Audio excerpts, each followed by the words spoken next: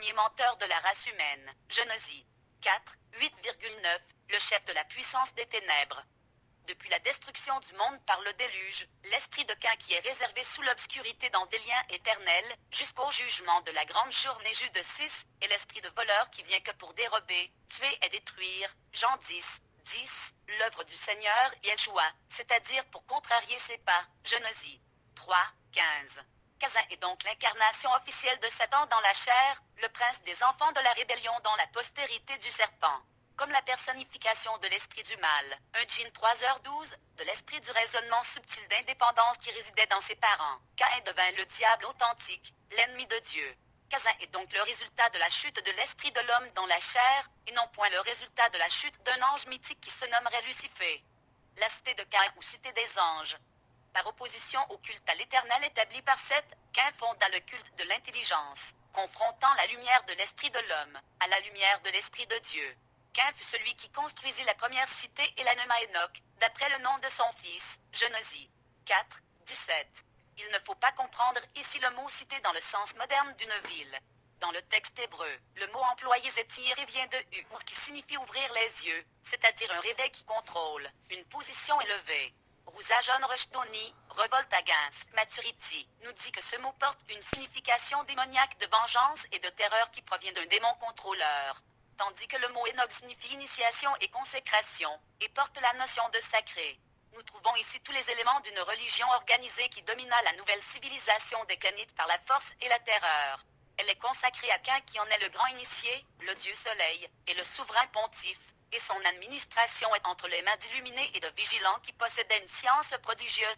Il est évident que le peuple de cette ancienne civilisation possédait d'éminentes facultés de compréhension spirituelle et technologique, au-delà même de ce qu'on peut s'imaginer. Cela se voit même dans le sens étymologique de fils de Dieu qui, dans l'original, porte la notion de constructeur puissant. Nous savons aussi que leur science fut transmise aux fils de Noé qui fondèrent l'Égypte après le déluge et qui construisirent les pyramides et les monolithes par la connaissance étonnante de l'électromagnétisme. Il fut découvert récemment que la disposition des pyramides reflète la position des étoiles précisément 10,500 avant Yeshua Christ, c'est-à-dire au moment même où Cain revint sur terre de la planète Noé. Ces structures, reliées au culte du soleil avant et après le déluge, sont des temples à l'univers sous une forme microcosme dont le schéma dévoile une map du monde et du ciel et représente la construction géométrique de la nature.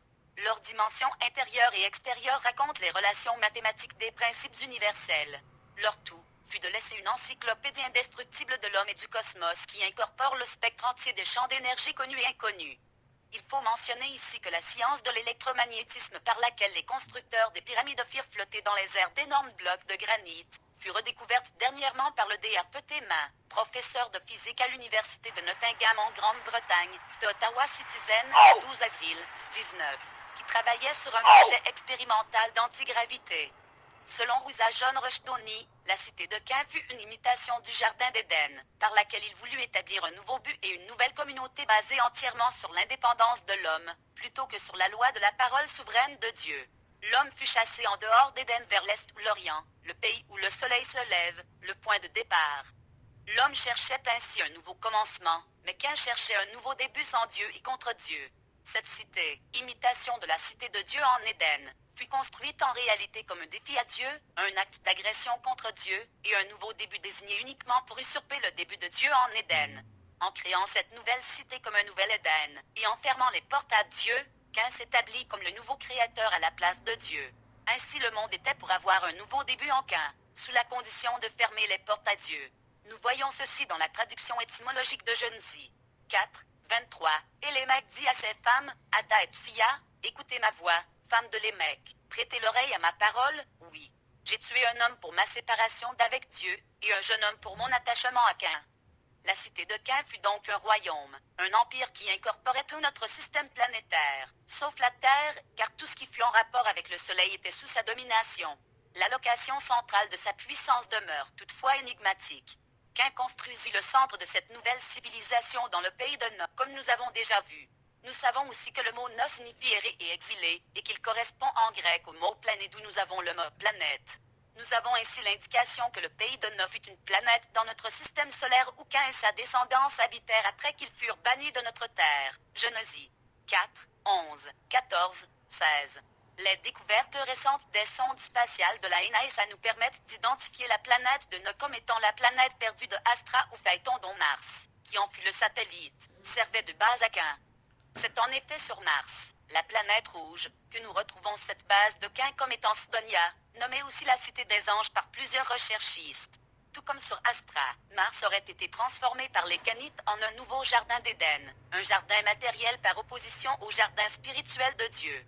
Puisque Dieu avait tout débuté sur notre terre, Cain, en opposition, fit un autre début sur un nouveau monde qu'il décida de recréer à son image. L'ancien texte gnostique sur les origines du monde nous donne une indication où se trouvait ce nouvel Éden de Cain. Alors la justice créa le paradis à l'extérieur de l'orbite de la Lune et de l'orbite du Soleil dans le monde perfide situé dans l'Est au milieu des pierres. Les pierres mentionnées dans ce texte correspondent à la ceinture d'astéroïdes située entre Mars et Jupiter qui, d'après le scientiste Ralph Ster, firent partie d'une ancienne planète qui explosa en milliers de fragments et donna naissance aux météorites qui pénètrent de temps en temps notre atmosphère comme des étoiles filantes. Cette planète fut l'habitation principale et le centre de la puissance des anciens vigilants qui tomba sous la domination de l'autorité temporelle de Cain. La descente des fils du ciel.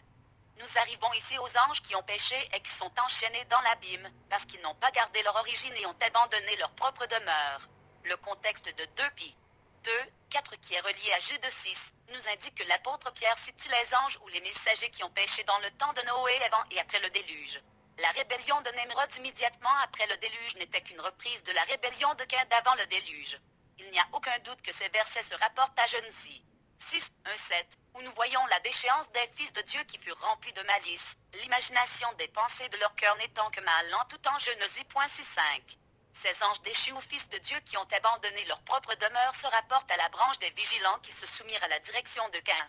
Ceux-ci devinrent connus comme des Néphilim, c'est-à-dire les disgraciés, par rapport aux vigilants qui demeurèrent fidèles à Abel. Une guerre apocalyptique se déclencha entre ces deux clans dans laquelle Abel et ses fidèles furent entièrement détruits.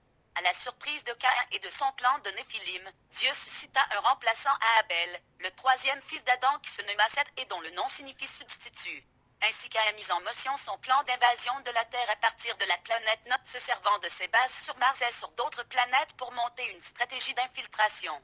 Selon une tradition ultérieure, ces fils de Dieu auraient été des anges célestes qui s'unirent aux filles des hommes, et auraient engendré des géants qui devinrent les démons mythiques populaires. Cette tradition nous provient du livre d'Enoch qui fut très bien connu des apôtres.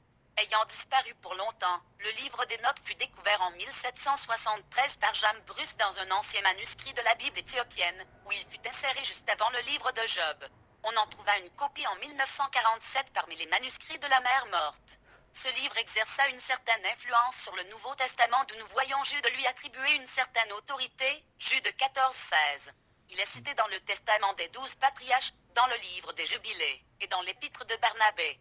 Tertullien et Origène le considéraient comme inspiré, mais il fut discrédité par Hilaire, Jérôme et Augustin. Sa popularité moderne est due à son angéologie bizarre dont en voici les passages les plus reconnus. Et il arriva que lorsque les enfants des hommes se multiplièrent, qu'il leur fut né en ces jours des filles belles et plaisantes. Et les anges, les fils du ciel, les virent et les convoitaient, et se dirent l'un à l'autre, venez qu'on se choisisse des femmes d'entre les enfants des hommes, et engendrons des enfants. Et ce Mjasa qui fut leur chef, leur dit, je crains que vous ne soyez pas tous d'accord pour faire ceci et que je sois seul à payer la peine d'un grand péché. Ils répondirent tous à lui dire, prenons tous un serment et engageons-nous par des imprécations mutuelles de ne pas abandonner ce qui fut proposé. Ils jurèrent tous, et ensemble ils s'engagèrent par des imprécations mutuelles. Et ils furent en tout 200 qui descendirent dans les jours de Jared, sur le sommet du mont Hermon en Noc 6.6. Il est à remarquer ici que Jared ou Jared est le père d'Enoch ou Enoch, qu'il est de la lignée des enfants de la promesse maintenue par la sacrificature de cette qui remplaça Abel que Caïn avait tué, Genèse 4, 25,26, 5, 15, 20, et que son nom signifie la descente ou l'abaissement. Le livre des Jubilés ajoute qu'Azazel, un des chefs des anges, ne pouvait retourner aux cieux parce qu'il avait dépassé la limite de 7 jours qui était assignée aux visites angéliques sur la terre. Les anges que mentionne le livre d'Enoch ne sont pas les esprits célestes de la cour de Dieu, mais les fils du ciel. En comparant leurs caractéristiques avec ceux de la lignée de Caïn dans la Bible, on ne tarde pas à s'apercevoir qu'ils sont identiques. Il semblerait que le livre d'Enoch nous apporte une révélation extraordinaire que Caïn fut banni de notre planète, Genèse 4.2.14, et alla habiter un différent monde qui se nomme Enoch. Genèse 4, 16. Pour revenir sur notre terre par la suite afin de corrompre la race et empêcher l'accomplissement de la promesse qui fut donnée à Adam et Ève. Genèse 3, 15. La technologie des anciens. Ceci n'est point inconcevable si nous considérons que les premiers hommes étaient loin d'être ignorants. Joseph Flavius, le grand historien juif du 1er siècle, mentionne que les gens de la période d'avant le déluge furent les inventeurs de cette sagesse particulière qui concerne les corps célestes et leurs ordres. Ils avaient des inventions qu'ils utilisèrent dans l'astronomie et les découvertes géométriques. Lorsque nous considérons qu'une personne vivait de 8 à 900 ans dans cette période, il n'y a aucun doute que la capacité intellectuelle et la technologie de ce temps surpassaient de loin celle de notre civilisation moderne. Et 2.9.11. Il existe même la possibilité qu'ils avaient la capacité de voyager sur d'autres planètes à l'intérieur de notre système planétaire. Voir attribute to hinduisme, Vimanaisik en Sea Aircraft. Des découvertes récentes laissent supposer l'existence d'une ancienne civilisation sur Mars. Une image surprenante a été prise en 1976 par les caméras de la sonde spatiale américaine Viking, qui révèle la formation de ce qui semble être 4 immenses pyramides. En 1989, la sonde russe Phobo prit des photos de Mars qui étonnèrent les scientistes en révélant la présence de quelque chose d'étrange à sa surface qui, selon eux, n'a aucune raison d'être là. Ce fut les scientistes Vincent Di Pietro et Gregory Molansar qui, étant affiliés avec la NASA, découvrirent dans les photos de la sonde Viking des pyramides sur la surface de Mars. Richard Wegland, écrivain scientifique relié au travail de Di Pietro et de Molansar, analysa les photos de la sonde numéro 35 à 72 et fit l'étonnante découverte des ruines d'une cité qui aurait fait partie d'une ancienne civilisation sur Mars. Wegland mentionne un fait important qui indiquerait la cause probable de la destruction de cette civilisation. Selon ses calculs, l'axe de la planète Mars changea il y a quelques milliards d'années. Tout semble indiquer que Mars fut la lune de Noé qu'elle a habité après avoir été bannie de la Terre.